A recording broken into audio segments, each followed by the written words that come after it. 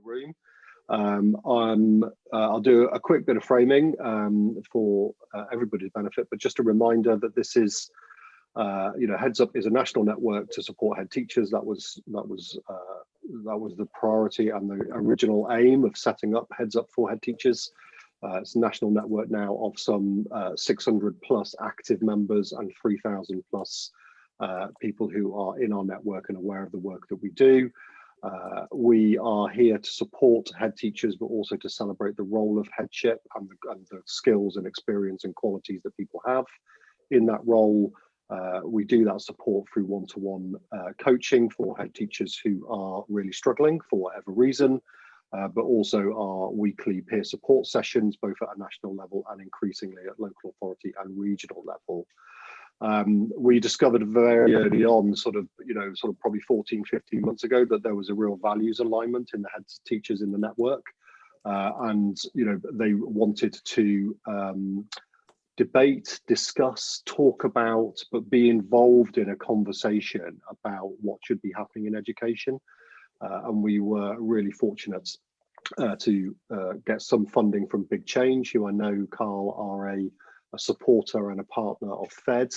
And we'll come back to that in a second, but we were fortunate to get some funding for Big Change to really explore that in a bit more detail. And as we put it, we think what's important from a Heads Up for Head Teachers network is that when we're talking about what happens in education, we should be tapping into a broader voice and spectrum of head teachers, and we should be listening to what we referred to in our bid with Big Change as the unusual suspects, rather than those that have a real sort of a presence on social media or connection in various other ways. So that's pretty much what we do, and we do that through our Hopes for Ed. Every 2 weeks we do Hopes for Ed, and we're now on number 10. So can't believe we've quite been doing this now for 20 odd weeks. So we're slightly longer than that with holidays.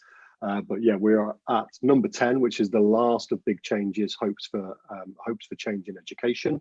Big Hopes for Change in Education, which was the manifesto they published some 18 months ago now, and has been around. And we've had great fun exploring the different issues that the Hopes for Ed manifesto explores.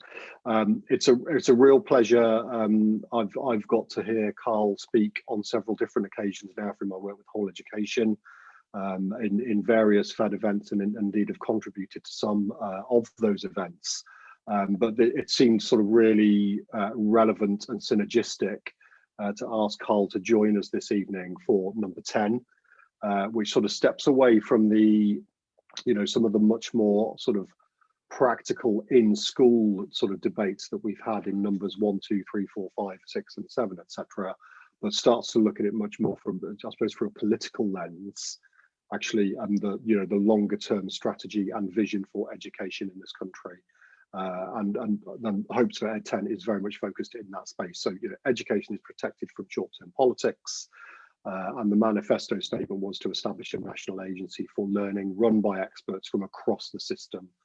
And you can see that, you can read that just behind me on the screen, so I won't read it all. And that is very much the, and Carl will talk about this in much more detail, but one of Carl's roles, it's not his only role, because he is also a leader in education and in schools in this country, but Carl also does a fantastic job as chair of the Foundation for Education Development, FED, who very much occupy this space and have had real success and real impact in drawing together voices from across the political spectrum, very much in the way that is being described in this Hopes for Ed. So Carl, I'm really delighted and very pleased and grateful that you could join us this evening. I should just remind everybody that this session is being recorded. So although we haven't large numbers in the room, we will share it with the whole of our network. So the inspired debate and points that people make in the room will be shared with others as well. But without further ado, I'm going to hand over to Carl. And Carl, to start with, I think we'll probably just have a little bit of a conversation. We've got an appropriate number in the room to do that. It'd be really interesting to sort of hear from you, not necessarily on the point on the screen behind me, but just perhaps start us off with a little bit of the work of FED and why you're passionate about that work, and why you think it's so important. And then we might get into a little bit of a detail about your latest consultation and what your hopes are for where that might go. But talk to us a little bit about Fed first, Carl, and the work that Fed does in the system, and why that work is so important. Yeah, thanks, James, and thanks for inviting me tonight. Hello, colleagues. It's nice to be in the virtual room with you. So, yeah, Fed, I'll give you a little bit of history of Fed, because it's easy to think Fed was born out of the pandemic, and it wasn't. We started before, we knew the phrase COVID-19. We launched in December 2019. The work of the Fed. Although it's fair to say we'd been about 2 or 3 years in the planning of the work of the Fed before then. Because, of course, when you launch a new organisation with a pretty big aim, and the only single aim of the Fed is to see a long-term plan for education. It's not the Fed's job to create that long-term plan, but we see it as our job as an independent, neutral organisation to pull stakeholders together to talk about the benefits of long-termism, as opposed to the very few benefits of short-termism. So we launched in December 2019, and we launched in a way that wasn't necessarily, a call to arms or anything like that, or a call for evidence, but it was rather an invite to shape thoughts. And the idea was that in our first year, we would create a consultation that was broad across the English education system, taking into account international perspectives as well. And our work was just to instill the benefits of the need for a long-term plan in education, one that lasted for more than 5 years. So kind of broke that political cycle in a way, but also understood that we live in a democratic society. Politicians are elected to run the country, and part of that is education. And indeed, as we've come through that first element of consultation, one of the big things that came out of it, we invited every Secretary of State that's for education that's still alive to come and help us celebrate 150 years of state education this year. That's one of the things we've done during the year to champion the fact that it's the 150th anniversary of state education. We think that's important. And we've done a few events. And one of those was a launch of the official anniversary year of for 150 years of state education in September. And every Secretary of State, other than the ruling Secretary of State, Gavin Williamson, quite understandably, he was the acting Secretary of State, didn't come on, but he did introduce it for us, came for 2.5 hours to talk about the role of long-termism in education. And every single one of them said they could not believe when they were appointed just how little power they actually had to change the system. Because we have an education system in England that's been built up over many, many, many decades and is the most complex education system in the world. I remember being in a meeting a few years ago with counterparts from Singapore in London. There was a task that we had to do, and we had to do a presentation on our education system. The Singaporeans did 2 slides and 10 minutes.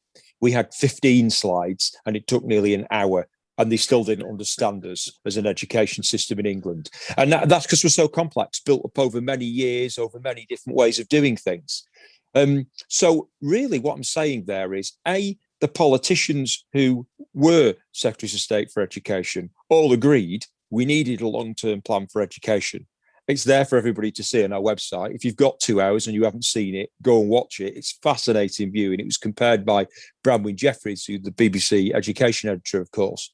And they all agreed that we needed a long-term plan for education. And he actually, if we had one, what it would do is it would enable both politicians and education professionals alike to really gain huge benefits on behalf of the people we serve, which are the children and learners of our country. And ultimately, of course, that affects the success of the economy and the success of the country.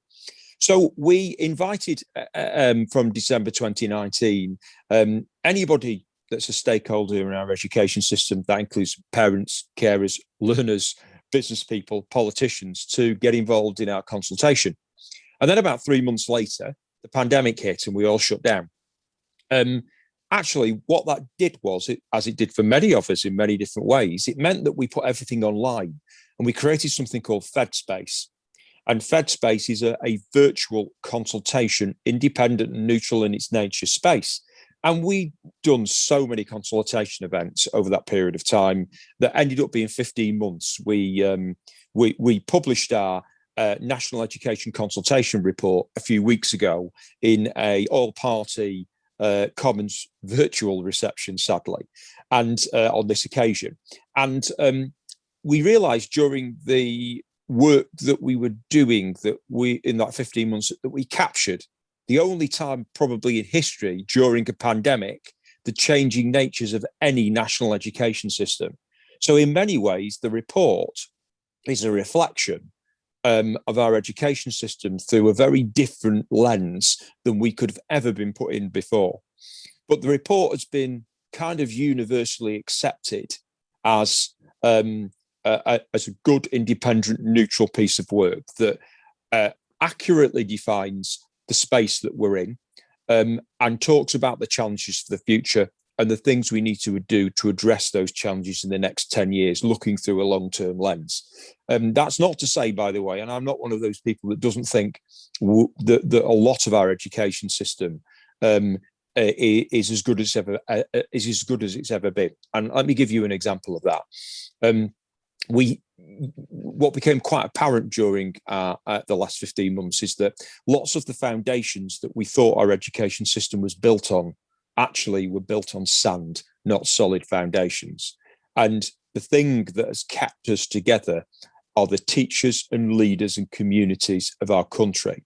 That's what's kept our education system going over the last 18 months or so that we've been through the pandemic. And that's, in a way, they will always be the foundations, the human foundations of teaching and learning, because our job is about people.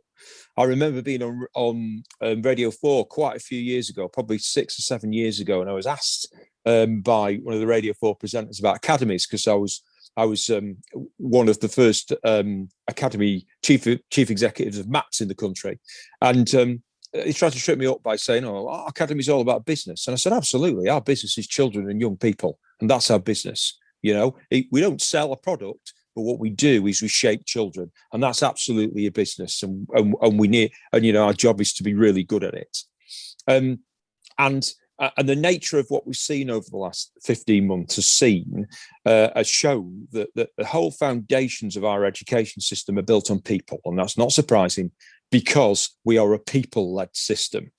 However, what we argue in the Fed is that to give those people the best chance, and those people are me, you, the children and lifelong learners, parents, community leaders, politicians as well, because they're part of our ecosystem. To give them the best chance, what we need is solid foundations. And we've never really had a long-term plan or a vision for education in our country that's spread over that cross-political element. So when we talk about politics in education, I'm a small p politician from that point of view, the politics of education, one might say. Our education system is entwined and built up in economy. We all grow up, don't we? We come from children, young people. We grow up. We've all been at school, but if we're going to be successful, we all go into a job and we earn money, and that helps the economy go round. It helps our country get more successful, and in turn, when that country's more successful, it enables our education system to be invested in more, so we can get better at what we do. So the work that we're saying and that our first year consultation has brought about is that our country really needs a foundational element, cross-politically accepted, the elements of our foundation, whichever political party you come from that's in power, can be agreed upon. Then we can all flourish and get better as human beings in our education system.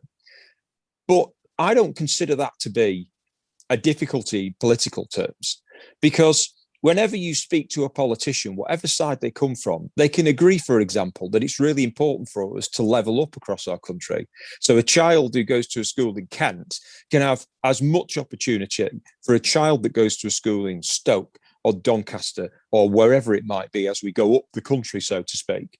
And so therefore, we would be much stronger as a system if we could agree between political cycles, so they don't exist, they aren't a major, huge factor for us anymore, that our education system can be built on solid foundations that every politician can agree with, and they can still do their job of that strategic leadership of education, but working with the professionals of the country so they can deliver a better job. And if that's put on solid foundations that is more than 5 years,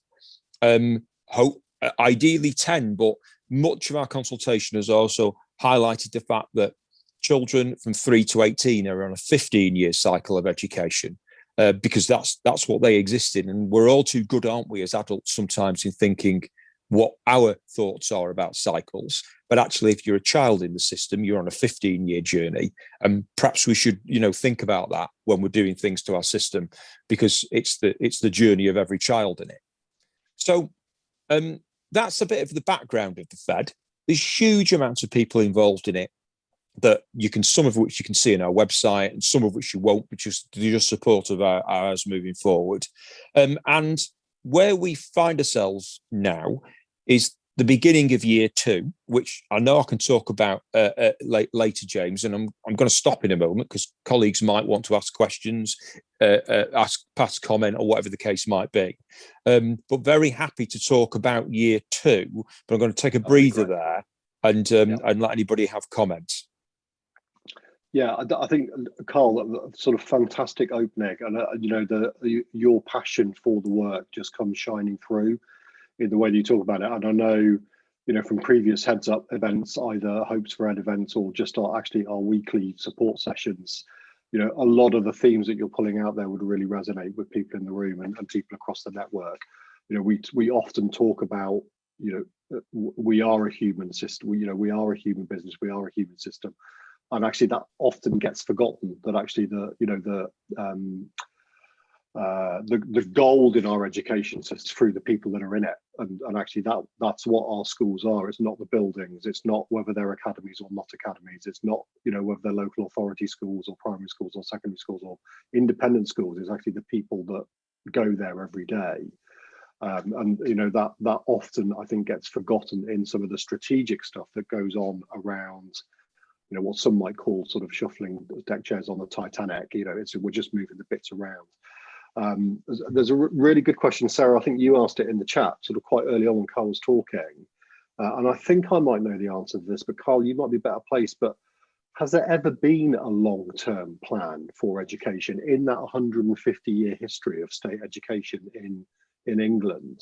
In the past, has there ever been a much sort of longer-term approach to education? Perhaps and more informed because of it. In your conversations with those secretaries of state, because I know a lot of them will have tapped into the historical, and what had gone before. So I think that's Sarah, on your behalf, I'll just pose that question to you, Carl. Thank you for that. I'll be able to add to that as well. Yeah, absolutely. I can add a little bit to that, absolutely. So Michael Barber did a publication for us at the start of the year to help us celebrate 150 years of state education, which you can download from our website. It's got like key moments in history from 150 years of state education. And one of those is obviously, the end of the Second World War, when actually a group of civil servants at the time in 1943 got together in a hotel in Bournemouth and came up with a plan for the state education system as we kind of know that it is now. But of course, and one might say that had great longevity. In fact, we're still here today, aren't we, as a state education system in similar sort of terms, although there have been tweaks and nuances along the way. Before 1945, our education system didn't exist like we know it today. Of course, it wasn't mandatory to go to school from that perspective. You were lucky. You weren't perhaps lucky. That's the wrong phrase, but it wasn't necessarily that you go to school as a given at a certain age. What I can say about that long-termism, and then there was another key moment. I think it was in 1982, with the Education Reform Act that obviously, you know, set certain things around that. And again, there are people that talk about it far more eloquently than me. On that 2-hour Secretary of State's ex-Secretary of State's section, there's a 30-minute thing on the Education Reform Act. But one could argue that set out a set of education reforms that were long-termist in approach. But do you know what really comes to mind on this? The phrase long-term. So if you're a politician, you use the phrase long-term when you mean up to 3 years. Yeah. And that's not long-term. I would argue in education that's short-term, because we all know when we put a reform in to our schools based on a policy that's been announced, we won't see the outcome of that for probably 5 years. And so, you know, the longer term approach, the phrase long term needs resetting. And that's what we've been trying to do with the Fed from a policy and practice point of view. Because politicians will never see the outcomes of change in education if they frame something over a 3-year cycle.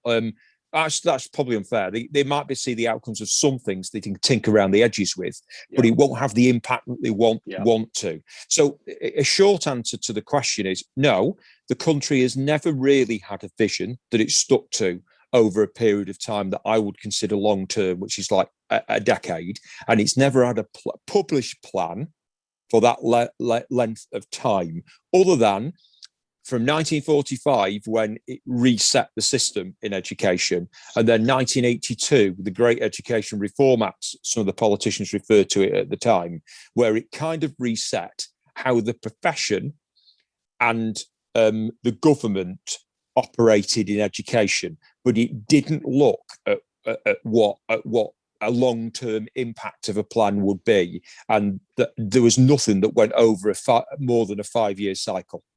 Yeah, and I think the sort of key words, you know, whenever we end up in a long-term space or a strategic space, you know, there's probably a couple of quite important words. I think you've used the word sort of vision and purpose, Carl, in what you've said so far.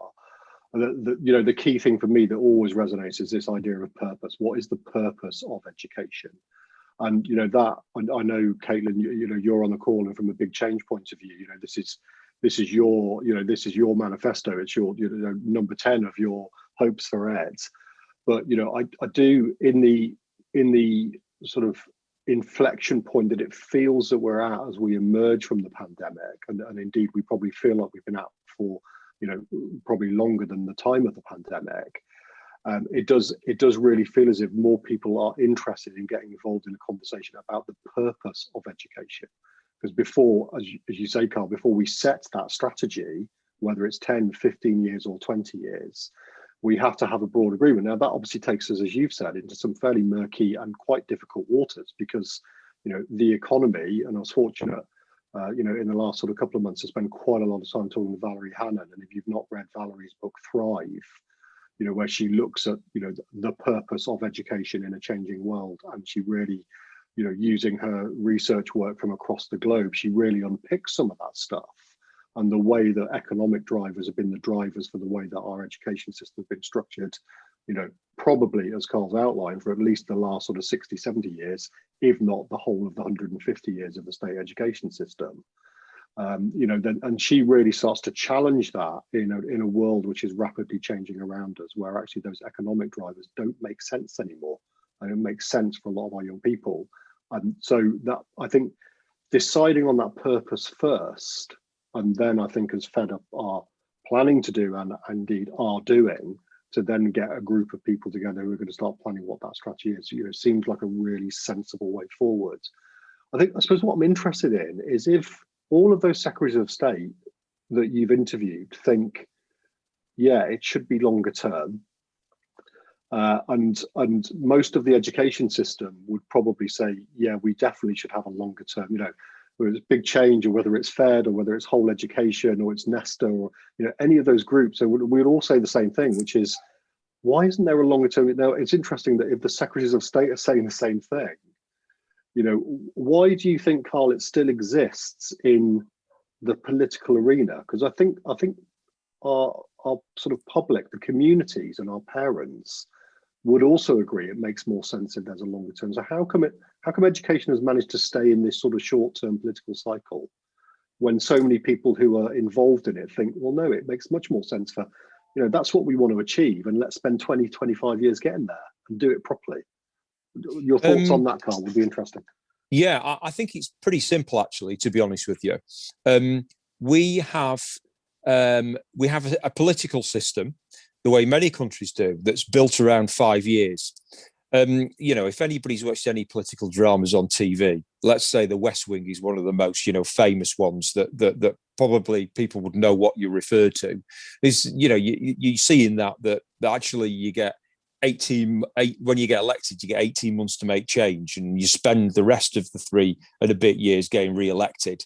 Now therein lies your problem, because politicians, and this is not, you know, this is the world they operate in. It's not their fault. It's the system that's set that way, and has been for many, many years. Politicians operate in a way where they're constantly thinking about re-election, which means that they're driven by short-termism, not long-termism. Now, you've got to be a pretty brave prime minister, and I'm not saying that they don't exist and haven't existed, but even if you are pretty brave and saying, right, we're going to go for a long-term plan, Tony Blair, education, education, education. There is a thought out there, by the way, that didn't do education any good, because he was the first prime minister that politicized education by making it a mantra. Education, education, education.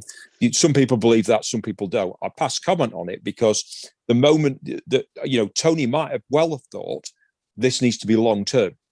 And then everything else hits you in the country in many ways that it does if you're the prime minister. And ultimately, we live in a system where the prime minister is the decision maker of things. But you know what? If you're sitting in the prime minister's role, you probably don't think that. You probably think like the Secretary of State, good God, what levers can I pull to make change here? Yeah. I'm not sure what change I can make. So the simple answer to the simple question is why. It's because we live in a system that's dedicated to short-termism. And, you know, if you chart the amount of prime ministers that have been around for more than 5 years in the last 50 years, you don't get many. You get some, but you don't get many. And to the change that we want, which is long-termism, we shouldn't look to politics solely and alone to deliver that for us. And we do sometimes, don't we? We look at politicians and think, well, come on, it's in your gift to give it us. And if you speak to any politician, what they say is, what we want, our job is to implement policies, but you guys create the policies we've got to follow by saying what the policies should be. And we forget that sometimes as a profession. The power lies within us to make that change. And but in truth, and I think this is where we're leading on to in the conversation, James, to do that, we need a different structure for the way we do planning in education than we've currently got. Yeah. And that does, I'm going to sort of pause and just go, sort of, Sarah, I've picked your question out of the chat, but sort of, Sharifa, what's this making you think about? What's really resonating with you, Sharifa? You know, I know Kate, I know Kate said that. I think she knows where I'm coming from as well. It's interesting, Carl, that when you were in this great big meeting and there were, you know, sort of educators from other countries, they only took 2 slides for the ones from Singapore. And I'm sure it's the same with other developed countries as well. It's because they have a long-term vision. They are preparing themselves for things where they will no longer be there. But it's that being brave enough to know that what we're doing today is not for our today anymore. It's for our children's tomorrow. And oh, we lost Sharifa mid-flow. She'll be back. We'll come back to Sharifa. TJ, what's really resonating with you? Oh, Sharifa, your line's not very good. Is it not? Sorry. You were mid-flow and it was brilliant, but it just broke up. Can you hear me now? Go on to somebody else. It might be that I need to put my earphones in. Yeah, do. That'll be great, Sharifa. We'll come back to you, lovely. TJ, what's it making you think about? You've joined a lot of our sessions over the last sort of 20 weeks or so. What's resonating with you? Yeah, I mean, thanks for obviously keeping me in. And Carl, obviously, we've had a couple of conversations. Obviously, you came on my podcast a couple of weeks ago, so very much know what Fed are about, and really obviously support what Fed obviously I try to do. I mean, obviously, there's always going to be a bit of reservations from everyone. I mean, a big change always scares people, and it just hasn't happened for such a long time. But I think what resonates with me is that there is a real big community now that is really believing in change. I think it's just about trying to bring everyone together and kind of show that we're all on the same page. My reservation in some respects is I very much believe collaboration is the way that you're going to move the profession forward. And when you have things like league tables and Ofsted like judgments that kind of put you in 4 different tiers, like what I'd always find difficult is to believe that with those kind of collaboration hindering things in place in education is how we're going to actually make collaboration the kind of core of what we do. Because I mean, I ultimately went to the Cumberland School in Newham the other day, and their focus is still very much maths, English, science, and that's because that's what Ofsted, like they believe that's what Ofsted requires them to do, and that's how they're going to look good coming from an RI school. And that is what's going to push them to become an outstanding school, is if they perform in those certain areas. And that's like ultimately it's about like what is the purpose of education? It's about like really giving every single child an opportunity to succeed, not just the ones that do academically well, you know. And I just think that should be priorities, kind of removing those like competitive parts of education and really kind of working as a collaboration, you know. Well, that's just my 2 cents on it. No, it's TJ. You know, I think you know that really resonates. I mean, I think what's interesting is because it kind of, I think that kind of loops back. I mean, my view, I might be interested to hear from others in the room, but you know, my view on that is that, you know, if we've had any vision for education in the last 12 years, and arguably longer than that, but certainly in the last 12 years, you know, it's been based on the idea that we need to move up the OECD league tables. You know, and that seems to have driven an awful lot of the policy that we've got in our education system in the last 12 years. You know, we're slipping down them. How can we? And that's given this sort of, you know, for me, it's given this over attention to maths and English, and that's sort of driven. You can see the echoes of that right the way through our education system, whether that's Ofsted or whether it's performance tables. Now, those things have been around for longer than that period of time, so that's not me. This isn't me having to go at the government, but I think that, you know, if there has been any vision for the purpose of it, it's been that, which takes us back to this idea that actually that's all about economic drivers. You know, we don't want to be in a league table of other countries where we're sort of down in 20th or 30th. You know, we want to be up at the top of those, because otherwise that might, you know, that might affect our economy in the future in some way that's as yet untested. But you know, that's my view on it. Carl, what about you? Is that something that you would agree with, or you would challenge? What do you think on that? I think PISA league tables and other international league tables are good for a point of reference, but I think that what you've just articulated there in terms of, you know, the drivers behind, you know, let's say you might think it's the PISA league tables. I think there's a driver behind that. And I think the driver behind that is that the world is changing fast. Yeah. And we have been in the United Kingdom for such a long period of time over history, a wealthy nation. And what's probably scaring politicians is when the long-term planning indicates education is the core of every developed nation. The long-term planning indicates that we as a nation will get poorer and poorer, and what we've got, and therefore we you know, that's something's got to be done about that, because that's not been our psyche in this country, has it? You know, for the last 100 years, we've been a very wealthy nation from that point of view. But if you look at the way nations across the globe are developing, yeah, we are one of them, and it's highlighted in the report, and it's shocking when you think about it. We are one of the most unproductive nations in the world in work terms. Yeah, that can't continue, because if that continues, all the children that we serve now, our own children, I've got my own in the house upstairs, being very quiet at the moment, 11 and 14. Yeah, I worry about what life's going to be like then when they're 40.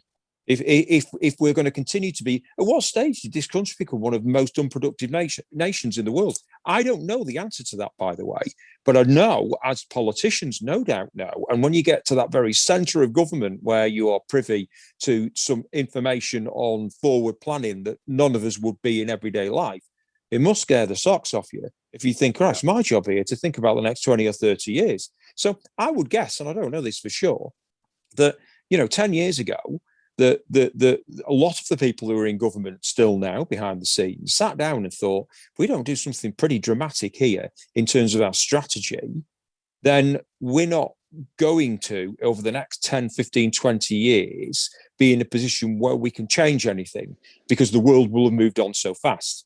And I suppose, I think at that stage, if I'm honest with you, I think a mistake was made. And the mistake was not about what we do about Ofsted, what we do about accountability, what we do about assessments, what we do about curriculum. The mistake that was made was we can do this on our own as politicians, and we don't take the profession with us. Yeah. And that's what I hope that we can rectify now. Yeah. Because I can tell you now, I have absolutely those concerns that Michael Gove would have going back to 2010, that probably the Prime Minister has. I'm guessing people do around the table as well. And only together can we address those concerns and make our country that we live in as strong as we want it to be. And we can't do it separately. We can't have politicians who say long-termism means 3 years and, I know I've got a general election coming up in 3 and you know what, we might change cycle again in 2. We need to do it together. And when I read on Twitter, I'm sure a lot of you, will see on Twitter some of the things that the comments, the conversations that go on. You could easily read Twitter every night and think the education system must be at war. Yeah. We're not, because every time I meet people, physically or virtually, and you get into rich qualitative conversations, 80% of what we're talking about, we're all on the same page with. So it's the only way we're going to do anything in the coming out of the pandemic is to work together. And that's what the Fed is trying to champion, coming together with politicians, professions, community and business for the good of the country to create an education system that leads the world. And then when I get to my retirement and I am older, I'm looking back and my kids are looking after me, we live in a country that's as wealthy as it's ever been. And we are part of the architects of that system that's enabled that to happen. Brilliant. Thank you, Carl. Sarah. Can I just jump in? I'm going to have to leave in a minute, and I don't want to, but kids calling and all that. But it's fascinating, the picture that you put there and the conversation.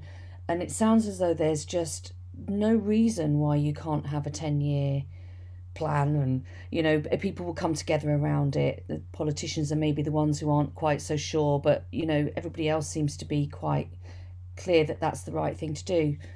I suppose my question is about you talk about the foundations and you talk about the sort of solid foundations, and then you talk about things being built on sand, but then also just that massive need for flexibility, because we don't know the future. We don't know what 2 to 3 to 5 years holds, and we don't know what it will look like for our kids, for learn what we need to learn. So how do you balance that need for foundation and flexibility? I think of it in terms of the universe is made up of waves, and they're really solid but also very flexible, so maybe that's a solution. But where do you see the resistance to that kind of flexible foundation in the future? Not the idea of a 10-year plan, but actually what that plan looks like. Where do you see most resistance? Is that in the politicians? Is that more in the profession? That's a good question. And I couldn't accurately at this stage tell you where that resistance might be. I mean, other than as human beings, we all worry a little bit about change. And I wouldn't want anybody to think that the Fed is saying, right, we should change the system, rip everything up. What we're saying is we need to think about what our foundations are, like said Sarah, and then build our system further up from those strong foundations. So I would think that the answer to that comes out of people being pretty worried about change, whatever that change will be. We've all been there and we'll all continue to be there. I would think that it may come out of also that politicians might think, well, any change we make here that takes power off what we can do limits our options as a political organisation to get things done. And I would flip that around, because all the evidence that we've seen so far says actually that if we get the foundations in place, it makes politicians make the changes better that they need to do, and it makes the profession and more enabled to make the change that it needs when it needs to make it. But in essence, what we need is policy that is both stable and agile at the same time, because the world moves fast. Now, if you compare that to somewhere like Singapore, who have a system in place. So I'm very lucky. I've been embedded in the Singapore system for a period of time to understand how it operates, both at school level and political level. And their civil service and their teaching profession is one of the same, by the way. You might have a different role, but virtually their Minister for Education was a serving teacher and always is. And they go up through the system and they move through the ranks. So there's an understanding at civil service level, right up to the political level, as there is an understanding at school leadership and school delivery level of what the system is about in terms of education, because you've been in it and you understand it. You have just different roles in it. That doesn't happen in our country. Civil servants have only ever been in school usually, yeah? And there's a misunderstanding between the implementation of that and the way that we operate in our schools. So I think, understanding the Singapore system like I do, what makes their system work, the same as in Estonia and the same as in Finland, by the way, those high-performing nations that may have different cultures of the way they do education, by the way. The Finnish culture is very different than the Singapore culture in delivering education improvement. But what they do in terms of long-term planning, for example, Singapore review their curriculum every 6 years. They have a cycle of doing it. It's not haphazard. And now, yeah, one might say their political system is they've only ever had 2 prime ministers in the 60 years they've been in existence, and one has been the son of the father. And so, therefore, they've had a great deal of stability built on a meritocracy that is a one-party state, one might say. And you can easily then say, well, then everything that Singapore do is really about a one-party state, nothing about education, but it's not. The way they've set their education system up isn't that. And it's what people do to deflect the fact that actually you can have systems and functions and foundations that then unleash the potential of the education system that you want and you've got. And that's what we need. So those foundations I talk about, the way I describe it is this, and that the 4 work streams of the Fed that start in a couple of months' time, we're in a planning phase for them at the moment. The number one is, what's the vision and purpose of an education system? So we'll have a work stream on that is consultative. Number 2 is, how do you plan and govern, and do you have the infrastructure around our education system? That's number 2. We consider them to be building blocks in our education system, things that actually any politician could agree with. There's no discourse or disharmony in those conversations. There's no ideology behind them from that point of view. And then the next 2 work streams are place-based levelling up. What does that look like? How do local, regional and national policies work best together to liberate, a metro mayor region, a local authority, or whatever it might be? And then number 4 is inclusion. What's best for inclusion? What does it look like? How can we have, the best inclusive system that's possible in our education system?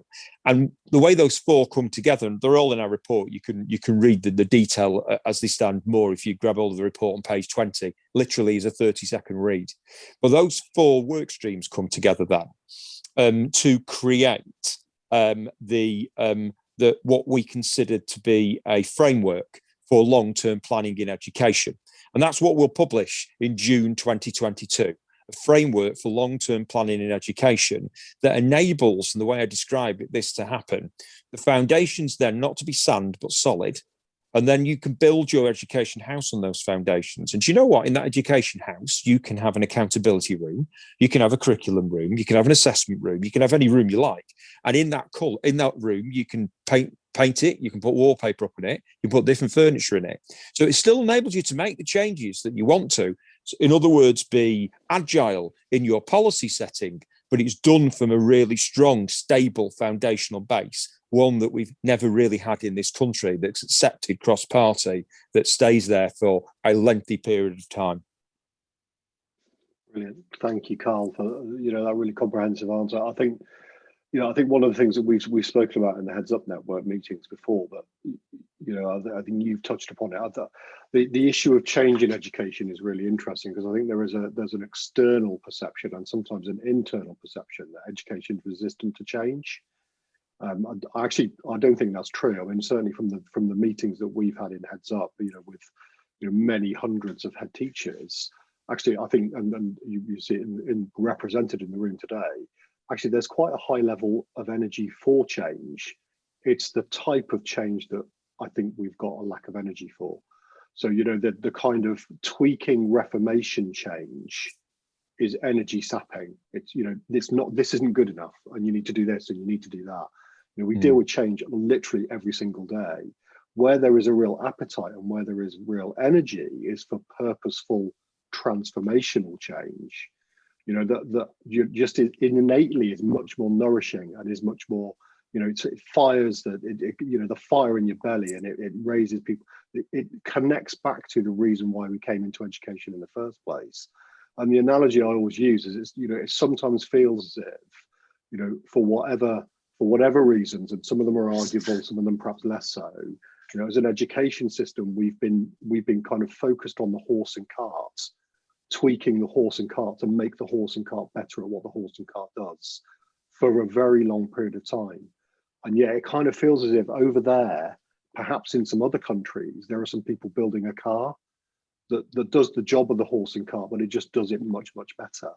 And I think what people are doing is they're looking over at the car and going, wow, that looks great. Actually, I could have some real energy to develop something like that, because I'm kind of fed up of making, the spoke on the wheel of the horse and cart that little bit better and refining it.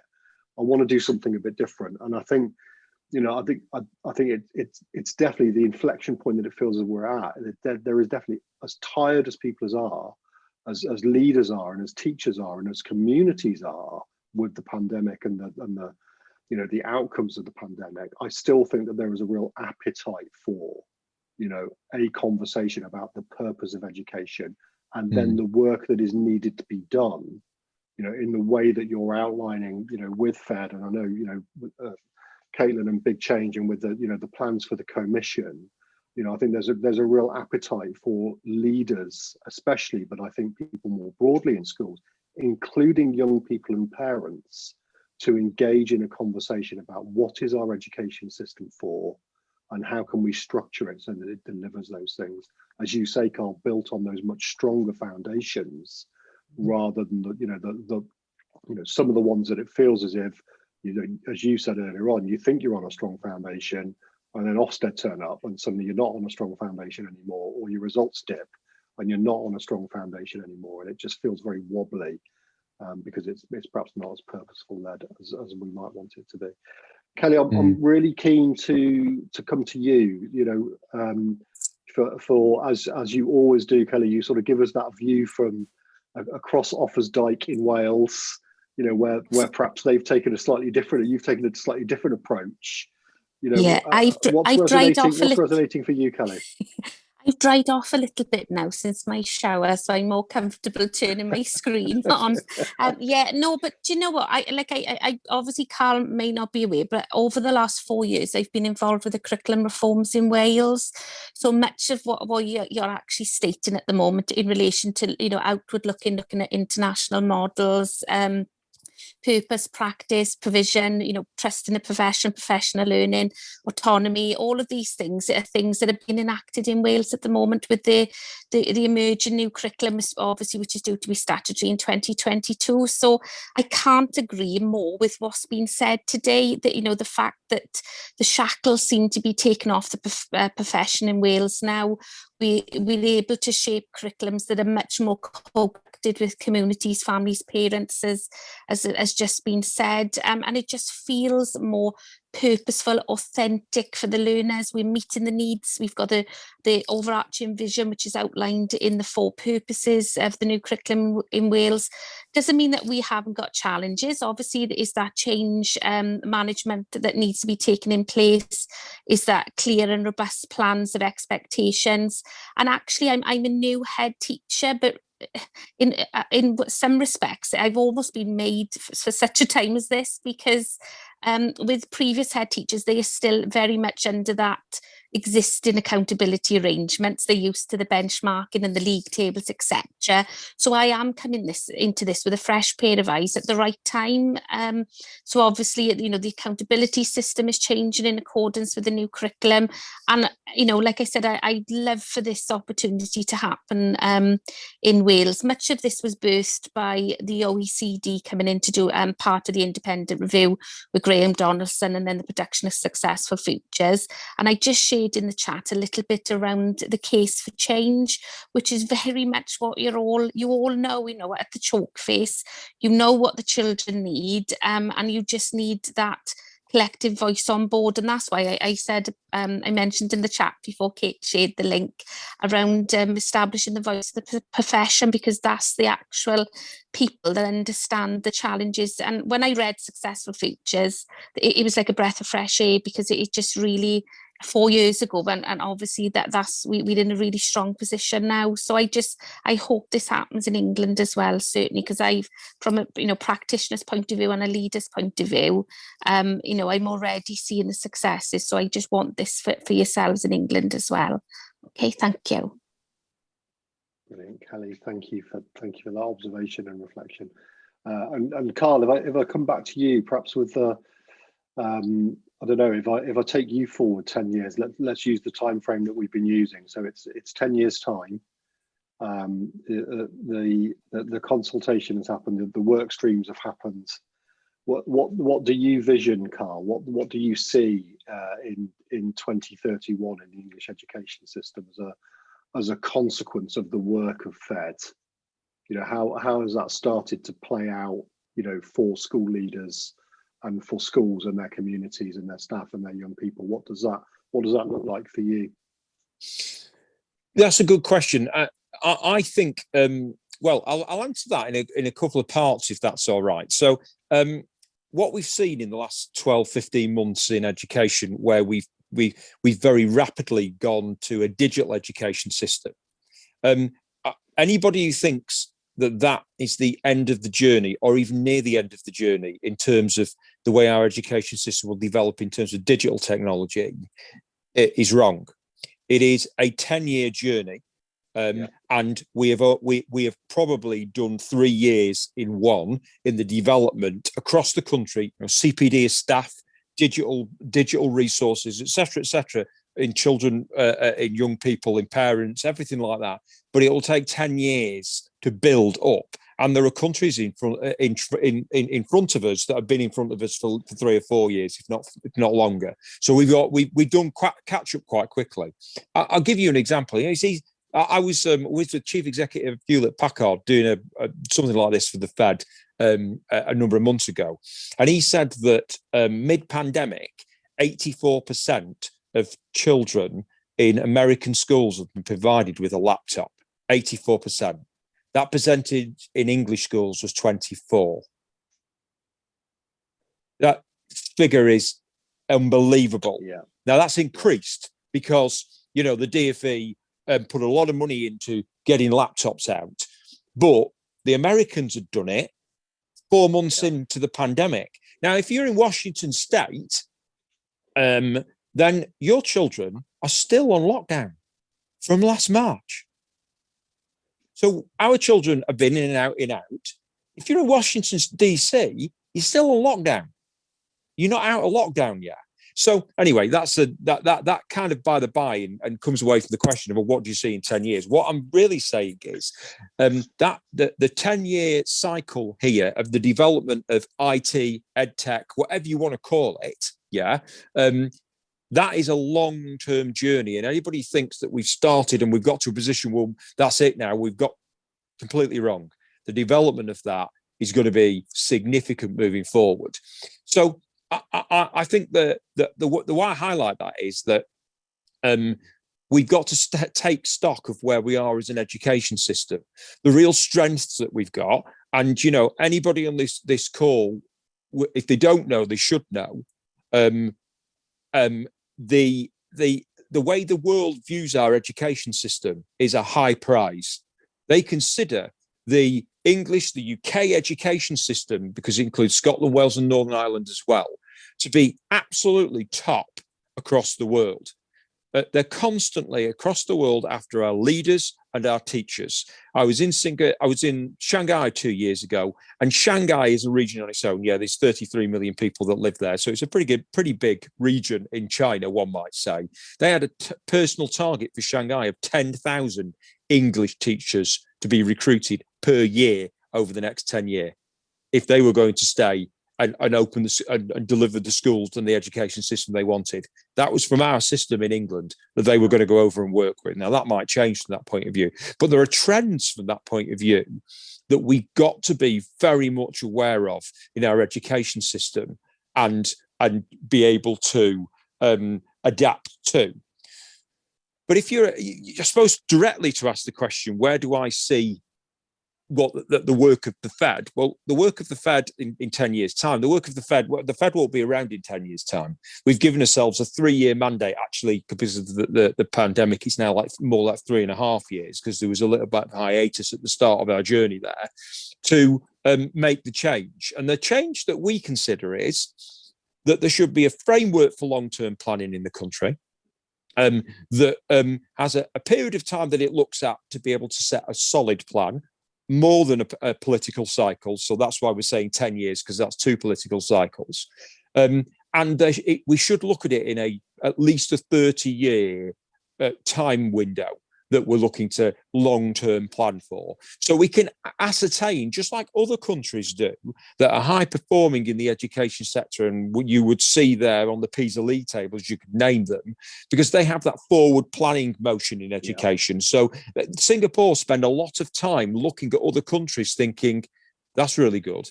Now, we're not just going to nick it, but what we're going to do is we're going to make our own solution for that, and we're going to make it Singapore. And we're going to stay ahead. They're really, really proud of being number one in the world. They don't want to lose it. Yeah.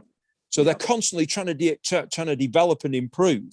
What a great culture to have from that perspective.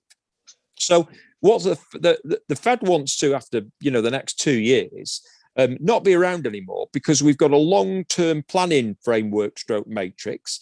There's acceptance by the cross political parties that we can have those foundations that we all agree on, and then we can start to do the things that we need in our country to develop an education system that leads the world, not is world class, but leads the world.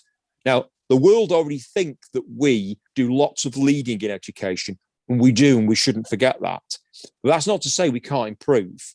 So the Fed's job is to help the country come to a place where we've got foundations, and then the country moves forward to develop those foundations further. So this is the bit where, I do end up talking about assessment, accountability, curriculum. So we've got a system that enables those to intelligently develop over time. And we are delivering reviews that we all know the review cycle comes along, and we say, have we got the right accountability system? Have we got the right assessment system? Have we got the right curriculum? Have we got the right, whatever it is? And then we are able to engage and deliver that over time. So we have a proper learning cycle in education. We have institutional memory, not just in schools, but across our education system, that builds up and invests, as I talk about in conversations with Treasury colleagues.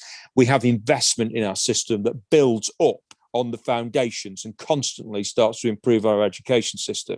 And it would be nice to think that in 10 years' time, by 2030, we have that framework in place, earlier than 2030, obviously. And then we've done that review of our education system and focused that investment. So by the time we get to 2030, we are seen, and we believe ourselves that we are leading education in the world globally.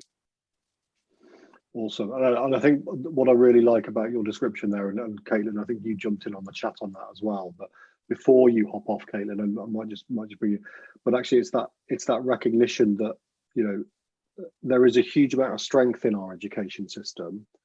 And I think you made the point very early on, Carl, that, you know, regardless of what we think needs to be developed or improved or changed, actually we do need to recognize that you know, it's probably the best that it has ever been, you know, in terms of investment in staff and the time that we spend developing skills and qualities of leadership, but also pedagogy.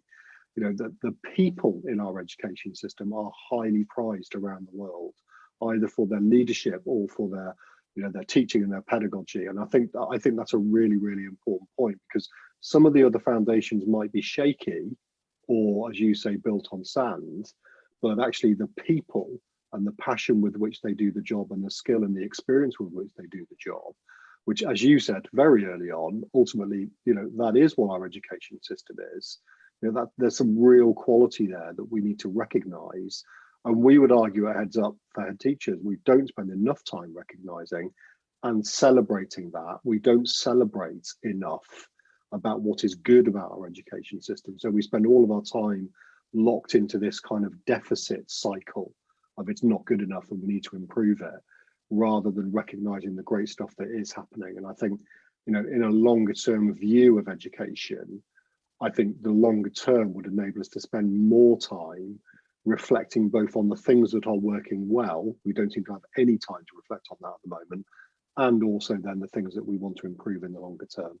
And I think that's what that longer, for me, that's what that longer term, that longer time frame does, as it enables a much higher quality of reflection, and therefore a much higher quality of actions that you're going to take to develop things further and make them better. So I did see that lots of nods around the room when you were talking there, Carl, so I'm sure that's really resonated. Caitlin, do you just, before you go, do you want to, you know, what's resonated for you, Caitlin? You sort of said, I think you said earlier on that, you know, you came here because the English education system was, and you wanted to work in it. So be in it. I came here for my master's. I think what's fascinating is sort of the energy for the type of change, like not just sort of like tweaking the spokes on the proverbial horse and carriage, and just sort of reminding that there's such a delicate balance to be achieved, I think, between resting on one's laurels and beating yourself up over what's not perfect yet. But yeah, it's my own immigration story. That's why I'm here. Came here for my master's, because the quality of education you can get without getting into absolute heaps of debt, like absolute heaps of debt where I come from is phenomenal.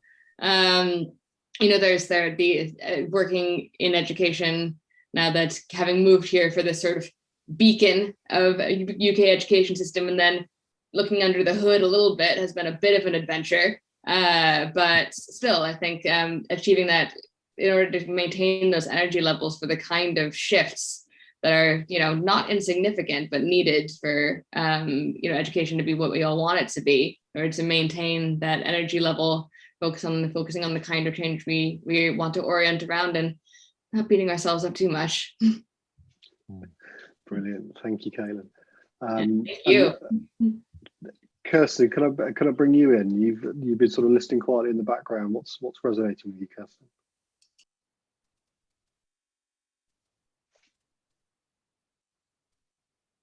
Oh, Kirsten. Can you hear me, Kirsten? Yeah, hi. Yeah, no, Oh, sorry, awesome. I'm not driving anymore, so I've actually appeared. Yeah, Brilliant. no, I just I kind of just really resonate with the fact that I feel that I'm as a new head, I've kind of feel like this is kind of the time too. Like, I know there's been a pandemic and it's been really, really hard, but actually being in quite a new head, I just feel like there's so many opportunities that this pandemic has given us, and actually, you know, on the little levels of looking at systems and processes and going, actually, why do we go back to that? I suppose I just feel that massive big hope is that actually, why are we going to go back if we can pause long enough in these busy worlds that we're all running around in to reflect and really get hold of some of that change? It's going to be really, really powerful. I just find it's kind of so reassuring to hear so many people with such similar views about what is achievable. It is achievable. You know, schools are really exciting places. Research is really taking off. With, you know, education, I think it's got years of real excitement ahead of it. I think there's some great things to come, and it's just keeping that body of voice behind it, really. Brilliant, Kirsten. Thank you for that. And Jenny, how about you? I think you've been putting some fairly lengthy comments in the chat. I've not had a chance to read all of them, but can you Jenny, sum up what's resonated for you from this evening? I think that I always like to feel hopeful. I genuinely do like to feel hopeful.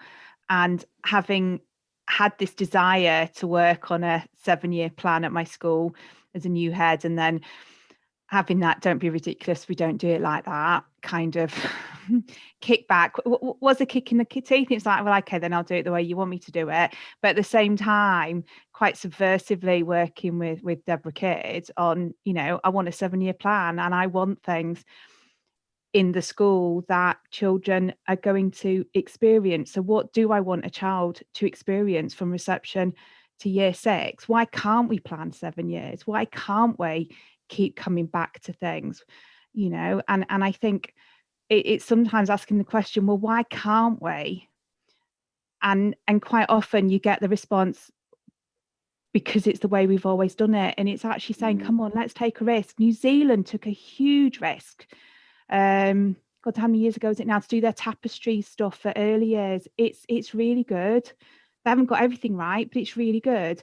Australia, I mean, in Victoria, some of the education stuff that they're doing, it is really, really interesting. They've actually said primary years should actually be about collaboration, cooperation, developing skills, looking at giving children independence, building in physical activity. And so when my nephew and niece went out there, they got bumped up a year because, you know, that they could already read and they could do this and they could do that. But actually, they loved school out there because they were doing things with other people, and they were making things. And even just parents' evening, they were doing them as proper triads. The child had to present to the parents in front of their teacher what they had learned in school. And the teacher and the parents had to listen to their child, tell them what they'd learned. And then the teacher would add or question or remind, and the parents would do the same thing, and they'd have a proper 3-way conversation. That's not hard to do. It's not, these things aren't hard to do. They are possible. And, you know, they're not coming back. They're not coming back until both children are at least 18. Because now they've gone into secondary school, their version of secondary school, the academic side of stuff has really accelerated, and they are beyond what we are learning in this country. But they have got such strong foundations of that knowing how to learn and knowing how to cooperate, knowing how to ask for help, and having failed and succeeded and failed and succeeded. They are in a much stronger place. So interestingly, they probably want to come back here to go to university. Yeah. Which is interesting. But it's that notion of some of these countries, and like I keep talking about what's happening in Wales, you know, they are having a good look and they're making a change. And it is risky because it will take years to actually see the progress, but it is, are our kids not worth it? Well, I think Sharifa, I think Sharifa, you've made the point. You know, are we brave enough to sow the seeds for a tree that we're never going to see fully grow? You know, I think that is something that does hold us back. You know, Jenny, that something else I'll just sort of pull out from what you've said that I think really resonates with me, and actually reminds me of something that Sir Tim Brighouse, I was on a conversation with him last week, and he said, do something and do it badly. That's better than doing nothing. And it's, sometimes we worry too much about doing something and doing it well, and actually sometimes you just need to do something. And even if it's not the perfect version of what you want, you then iterate it and iterate it and iterate it. But that links in, for me, I'll come back to you, Kelly, and actually a little bit more what you've said, Kirsten, around, this notion that you're both coming into it with sort of fresh eyes. And Kelly, you quite explicitly sort of talked about perhaps some of those that exist in the Welsh system that aren't. And so, Carl, I'll sort of come back to you and sort of say, are you sort of concerned at all that what might happen with the Fed work and this longer term sort of vision and purpose and then strategic planning for education will sort of open the gates of the cage that the sort of educators in this country sometimes feel they've been locked in, but you'll then get this sort of resistance to coming out and exploring it and doing that something which is going to make that change? Does that worry you that there's a sort of culture in the system of sort of suppression and fear that stops people from being bold and brave and the leaders that they want to be? Is that something that you think the work stream should pick up on? Because it strikes me that there's a real, there's going to be real energy needed and a CPDL investment that perhaps has not been there before. But I'm interested in your thoughts on that, Carl. Yeah, I think we have definitely seen since during the pandemic, our consultation events were very, very, very busy. People had the inspiration, the drive, and probably were working in different times. Yeah, the work day might have been different, so they were really getting involved. We're seeing less involvement now because people are back on the day job. Yeah. Doing the day job. So that I think that's the worry that the major worry that I have. I think that that culture actually is part of our work stream and the way we develop at the culture of our system in education. So that'll be interesting in terms of the way that's unpacked by the planning groups that are coming for each of the 4 work streams in the next couple of months.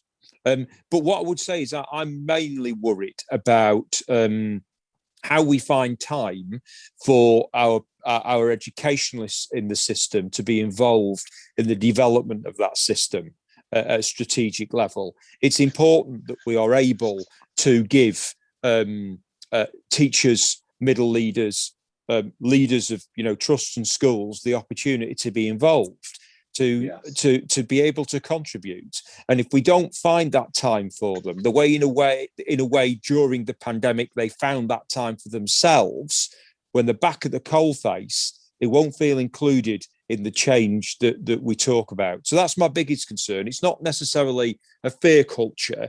I think it's finding the time for people to involve themselves in the conversations that we need to have.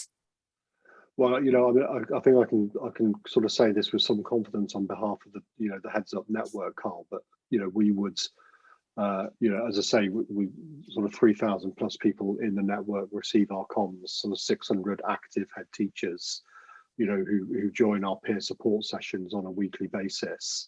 So I think we would be happy to tap into that network.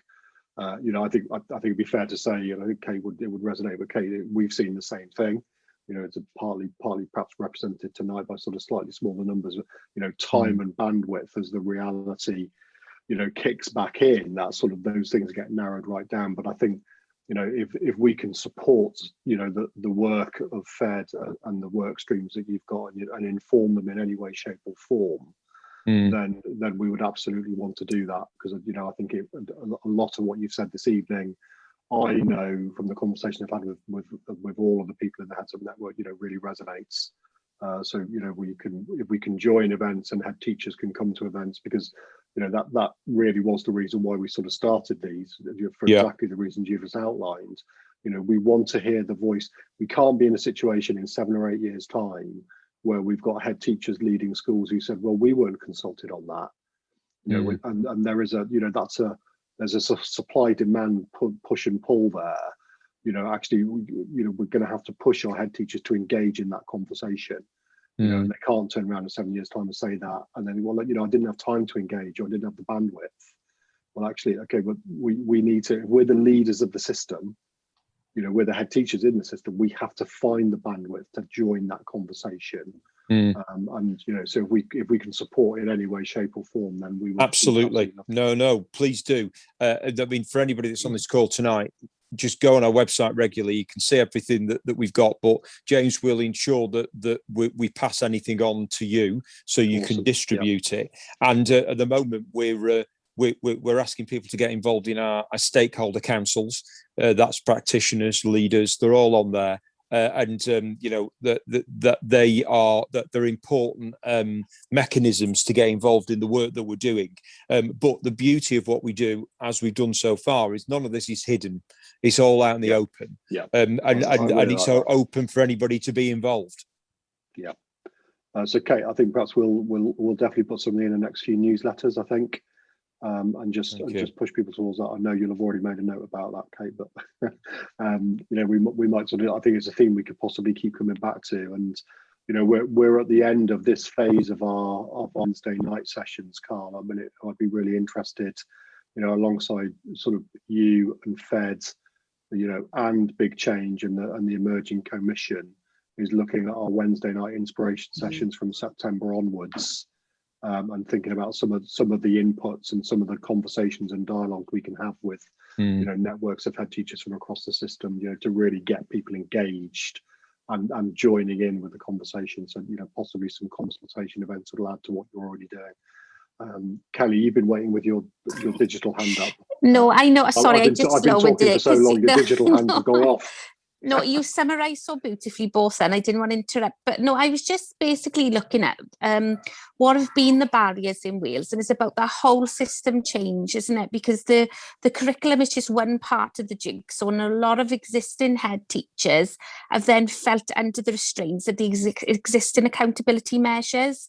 So in a nutshell, the curriculum, the professional learning remit, the national mission, the accountability measures, it's been a whole system change. So that's the point. This is this is a big ask, isn't it? But that's where I feel like lessons learned from what's gone on in Wales at the moment is that the prevention of people feeling the ability to be able to explore the new curriculum has been waiting for the accountability measures to change, so they feel more in accordance with their ability to be able to engage and explore and look at their vision and purpose, etc. So that's the only thing I would say, is that it needs to be a blanket whole system change rather than segments to make the big picture from all the jigsaw pieces. So that's the only bit I wanted to add. Thank you. So yeah, Kelly, I think it's a really important point that there is, and I'm sure from looking at the work streams that Fed have put together, it is policy in education across the board. But I think you're right that the point about making sure that one bit of it is not aligned doesn't happen. We've seen that sometimes with the accountability system, where you've got that either in intent or in implementation, it feels out of kilter with what is actually happening. And when that happens, that's a very bumpy ride for everybody, and it's very uncomfortable. But I think it's a good reminder for us to end on. I'm not quite sure where the time's gone, but it's 8:24, so it's absolutely flown by. I've not touched my beer once, which is sat on the desk over there. So, so Carl, I'm sure it's not just me that you've kept in totally sort of enthralled with your inputs. So a big kind of round of applause, digital and otherwise, Carl, for joining us this evening. And saying we would absolutely love to sort of join you on this journey and walk alongside you for a little bit and help and support in any way we can. But a big thank you for joining us this evening and really helping us unpick Hopes for Ed number 10. And that's it. That's the end of the Hopes for Ed journey. For now, don't be too glum. So we're going to revisit some of these themes at our summer in July, which Kate is busy planning in the background, and we're sort of really excited that we'll have hopefully a couple of hundred good souls there who will join us for that event in July. And as I said, we're already thinking about inspiration events for June and July, and then revisiting in September what our alternate Wednesday evening events become. And when we start to plot, but I think we definitely need to keep this strand of exploration of some of the big issues in education, and making sure that you as head teachers and leaders in the system have the opportunity to share your thoughts and your voice is really important to us.